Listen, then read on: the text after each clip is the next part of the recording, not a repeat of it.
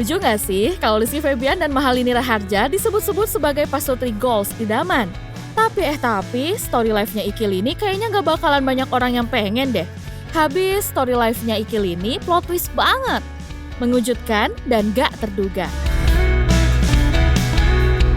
Ikil ini yang menikah jor-joran di sebuah hotel mewah di Jakarta dan bikin resepsi intimate di Bali pada 10 Mei 2024, ternyata belum sah jadi pasutri secara negara.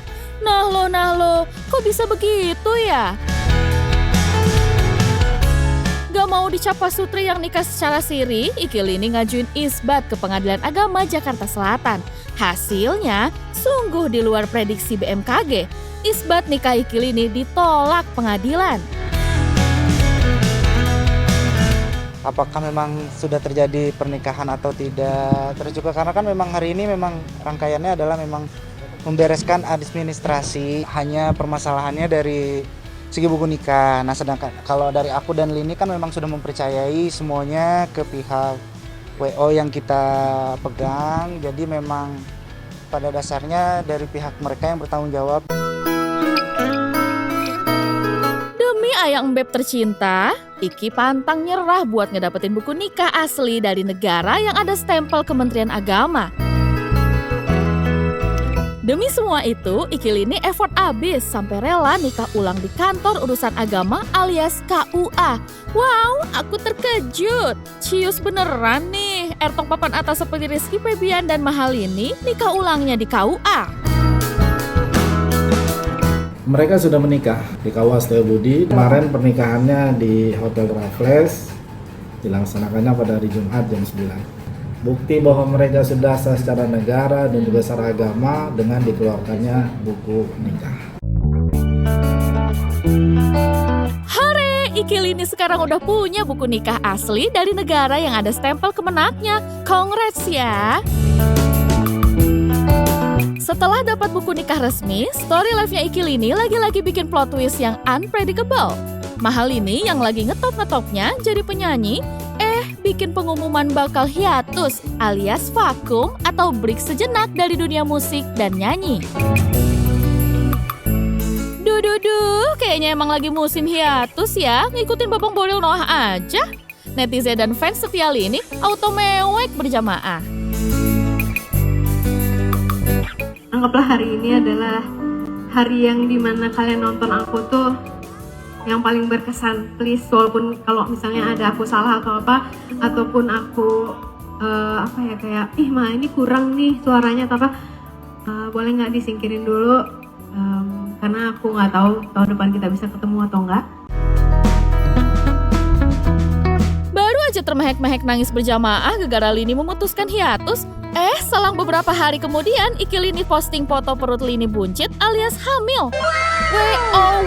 Wow, aku makin terkejut. Mahalini, si Fabula, hamil calon anak pertamanya dari Rizky Febian. Semua auto happy, kasih kiriman doa buat Ikil ini. Uncle dan onti online juga pada gak sabar pengen lihat calon ponakan online-nya. Assalamualaikum. Doain aku biar aku bisa sepanjang umurnya. Ularnya ini mewakili elemen api besar. Nah, api besar itu bayangkan seperti matahari di atas. Matahari di atas itu sifatnya gimana? Terang, berarti optimis, bersemangat. Kemudian juga mereka jaga image.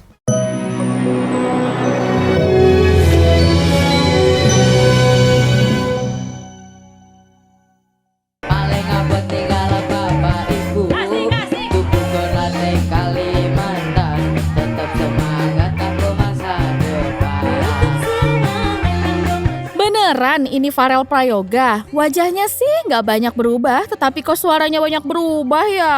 Kok nggak seperti saat Farel menyanyi di Istana Negara sih? Pasti banyak yang kaget lihat penampilan Farel sekarang. Suaranya nggak lagi tinggi khas tenor, tetapi suara Farel jadi lebih berat.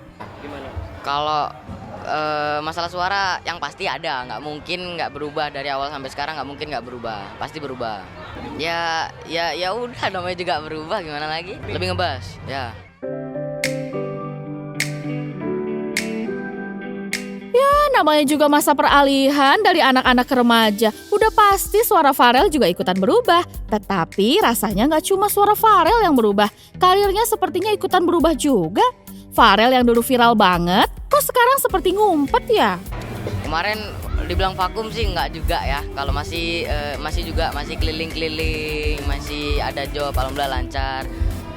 Mungkin emang lagi jarang gitu.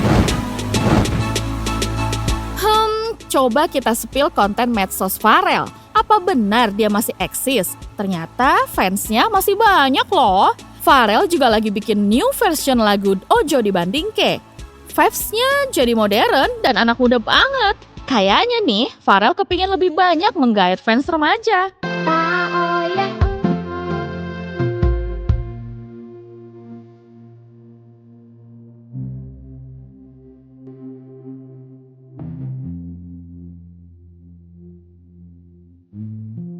Wong kok ngene kok dibanding-bandingke, saing-saingke yo mesti kalah.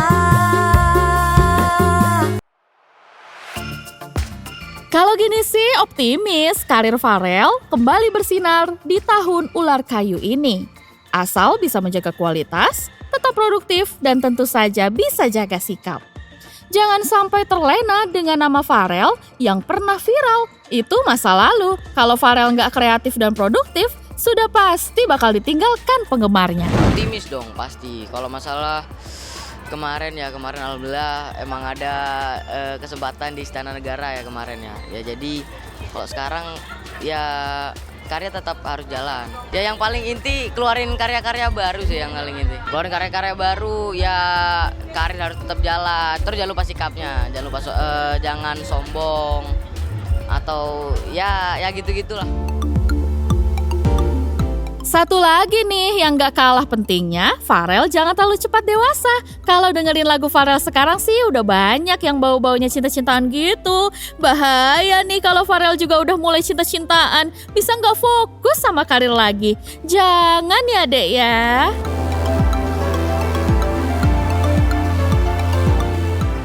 Ada, kemarin juga sempat keluarin lagu ciptaan saya sendiri. Kapan tuh?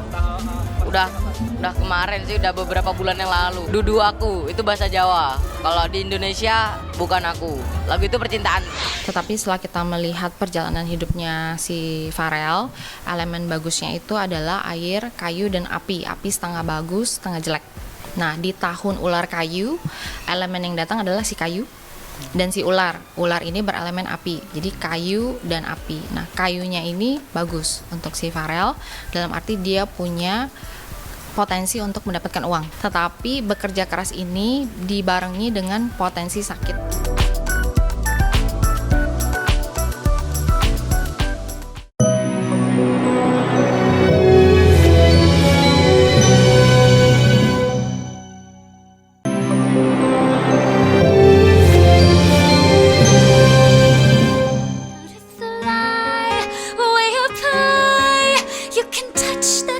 Besti yang merasa penikmat film sejati kayaknya harus bangga deh sama film animasi karya anak negeri Zana Whisper of Volcano Isle.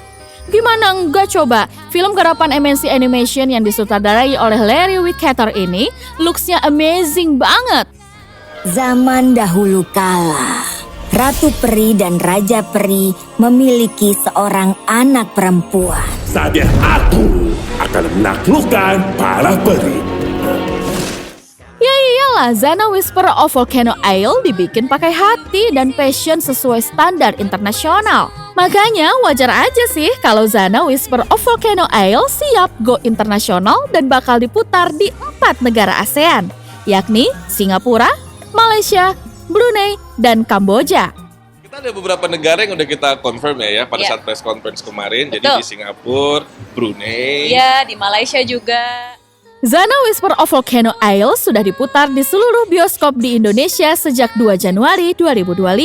Story film ini tuh tentang pertualangan bocil cewek bernama Zana yang terpisah dari keluarganya dan secara nggak sengaja masuk ke dunia penuh keajaiban.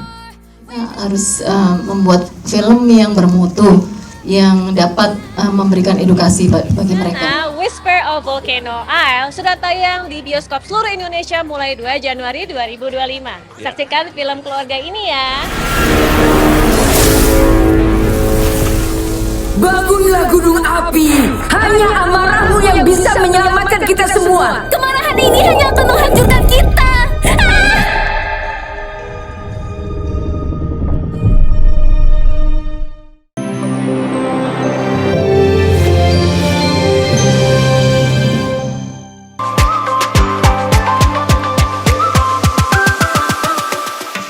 Nggak terlihat di layar kaca, Dede Sunandar tiba-tiba muncul lagi dan viral di media sosial. Super Dede, Super Dede namanya. Yap, komedian berusia 34 tahun ini viral gara-gara keciduk bekerja jadi pelayan di salah satu kafe yang berlokasi di Pantai Indah Kapuk, Jakarta Utara.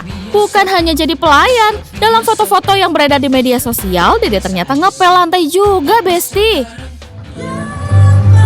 Data dulu. Mana nih? Ini bersama Ule and Friends ya kakak ya. Hari ini ditemenin Jess itu setiap hari Senin ada Kak Ule sama kakaknya di sini tuh.